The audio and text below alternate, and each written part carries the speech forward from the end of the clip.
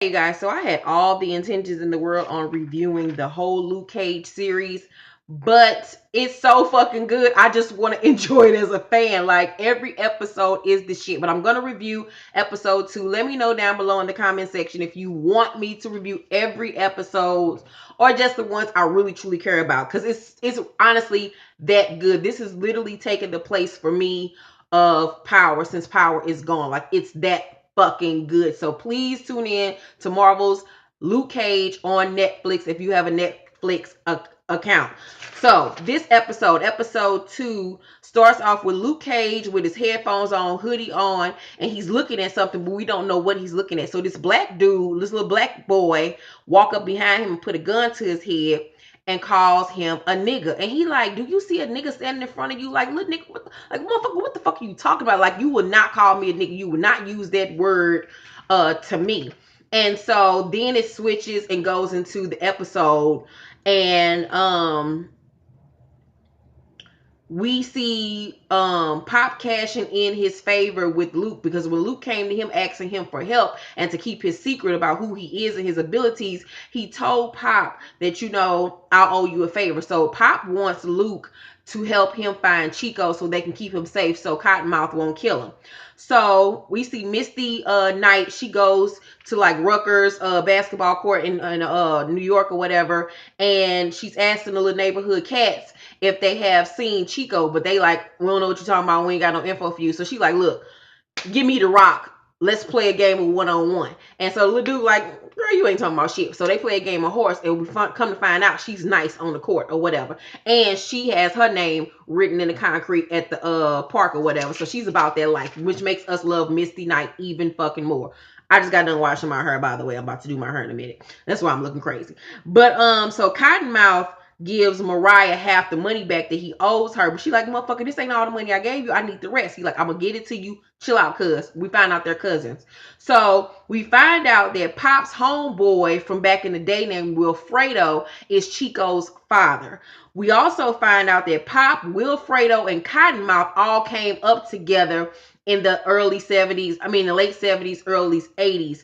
Pop is, of course, a little bit older than Cottonmouth, but they all came up in the hood, and we found out that Cottonmouth used to be a street cat as well. He used to beat motherfuckers up. That's how he got his name that's how he got his name Pops, because when he used to fuck niggas up, it was like snap, crackle, pop. That's how his hand sound when he was fucking niggas up. So he ended up getting locked up, and when he got out of jail, he decided, to turn his life around, because living that street life don't get you nowhere. Besides dead or in jail. And Wilfredo used to sell drugs, but he ended up using drugs and ended up dying in the streets. And we saw where Cottonmouth ended up, being this drug kingpin lord or whatever. So we find out also that that's why the barbershop is Switzerland when it comes to the hood. Switzerland is a analogy, meaning a metaphor, meaning a neutral territory. Nobody fucks with the shop, because Pop used to be that dude back in the day, but he's transformed his life, and him and Cottonmouth have a certain respect for one another.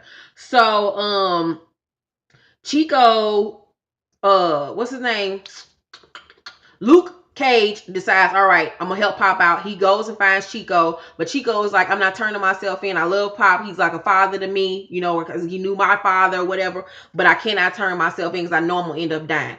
But later on in the episode, he decides to turn himself into Pop. And this dude that was at the shop playing chess with one of the other guys in the shop by the name of Turk recognizes him. So Misty Knight and her partner come to the shop to question Pop about Chico's whereabouts. And Luke is hiding in the back, but he sees her because he's looking through a crack in the door. And he's like, that's that bitch I fucked the other night. Like, that bitch lied and told me she was a motherfucking auditor, but she's a motherfucking detective. So Luke then comes out and makes himself known to Misty. She looking like, that's the motherfucking bartender. God damn it, now he knows who the fuck I am. So Pop and Luke cover for Chico, and Pop knows that Luke and Misty fuck. Like, cause you could just feel the tension and the sexual tension in the fucking air. So Pop reveals to Luke that Wilfredo already said that he died in the streets or whatever, and that he doesn't want Chico to end up the same way his father did. So Luke goes to see Cottonmouth at the Club Paradise or whatever, Harlem Paradise, and he tells Cottonmouth that Pop wants to set up a parlay for Chico, meaning, that they'll give him the money, but to guarantee that Chico will remain safe and that they'll get him out of Harlem and he'll never come back as long as they can guarantee that Cottonmouth won't kill him. So, Cottonmouth homeboy Tone, his right hand man, gets a text saying that he knows where Chico is at.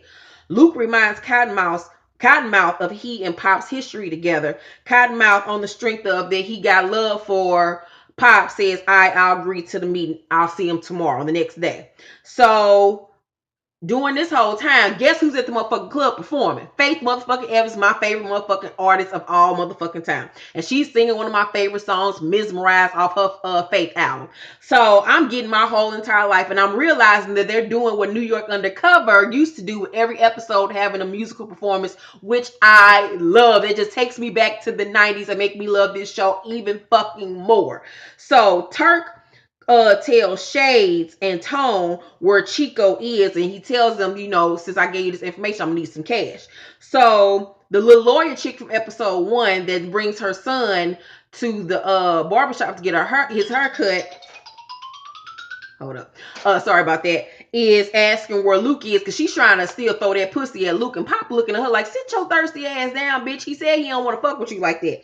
So Luke returns to the shop to tell Pops that Cottonmouth agreed to the meeting. But little does he know that outside the shop is Tone and Shades, and that they're coming to get Chico and the money. Shades tells Tone just to, shoot and kill Chico. Don't do nothing else to nobody else. But Tone, is trigger happy and says, fuck that. He goes with 2 fucking big ass machine guns and just shoots up the whole motherfucking shop.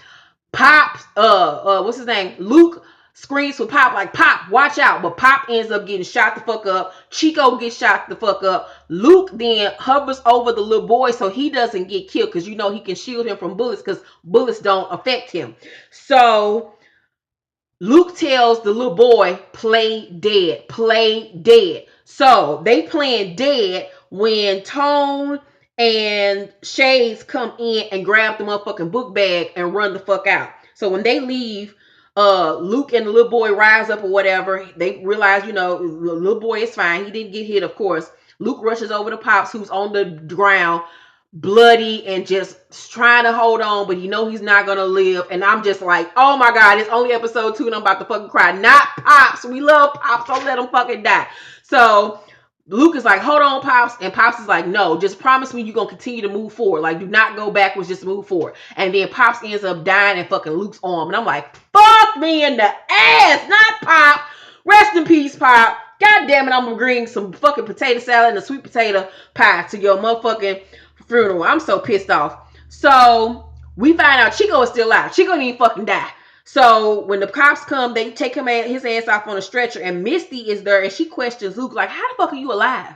Like, you got bullet holes all in your shirt, blood on your shirt, but you're still fucking alive. And she also asks him, was Chico hiding there the whole time? But Luke refuses to answer because he's just in a state of shock and he's pissed off. Now he wants revenge.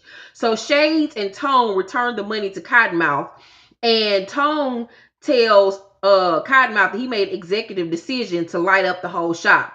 Shade says that he told him to wait. Cottonmouth is cool with it at first until he learns that Tone killed Pops as well. So he's pissed off because, him and Pops got a mutual understanding that, he do what he do, he do what he does. So Dude says it was a casualty of war. So Turk then comes out of nowhere and says, where's my money? And Cottonmouth is beside himself. He grabs Tone, baby, and throws him off the fucking roof, and Tone is dead to the motherfucking bed. So Cottonmouth then turned to Turk and said, you can collect your money from downstairs. And Twerk turned to him and said, y'all Harlem niggas is off the hook. I'm going back to Hell's Kitchen where it's safe. And I damn near fell the fuck out the bed. That was a funny ass line.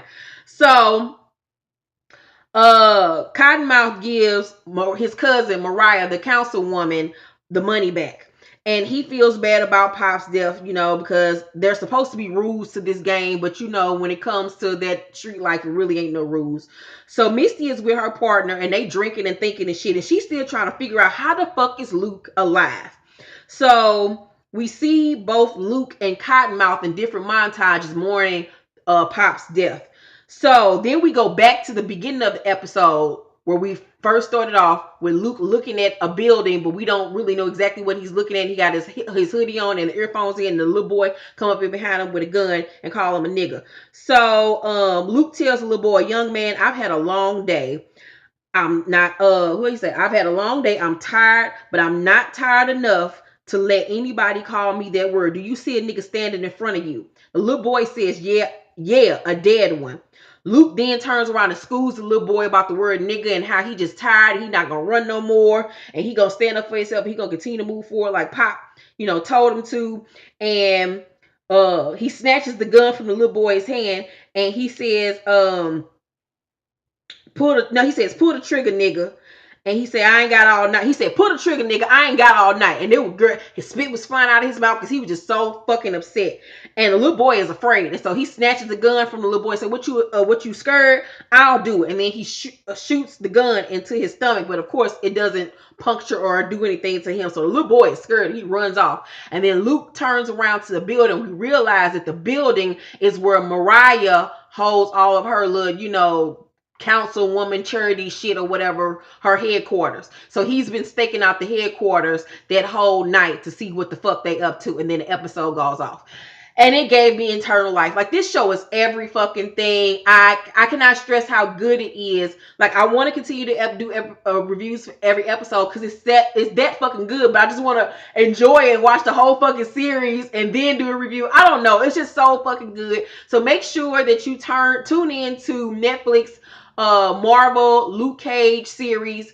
It is great. I'm only on episode 2, going on episode 3 now, and I'm so excited for this. Like, this is must-see TV for me, especially since I'm a comic book fan. I'm a nerd, and so this is just my whole life right here. And just to see it based in a black community makes it so much better. And to see a black superhero and female black superheroes, it's just everything. And the hip-hop influence of it, and it being in Harlem, and the New York undercover kind of like homages, in the whole, hip hop homages, and the Easter eggs for different comic book series that we see in this show.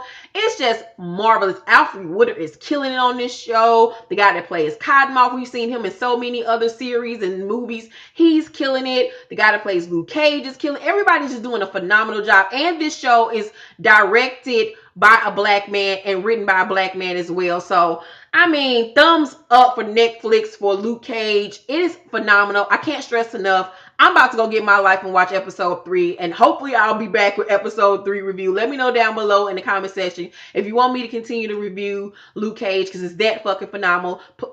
Please thumbs up this video and subscribe and turn on your notifications for all of my videos, and I'll see you all soon. Bye.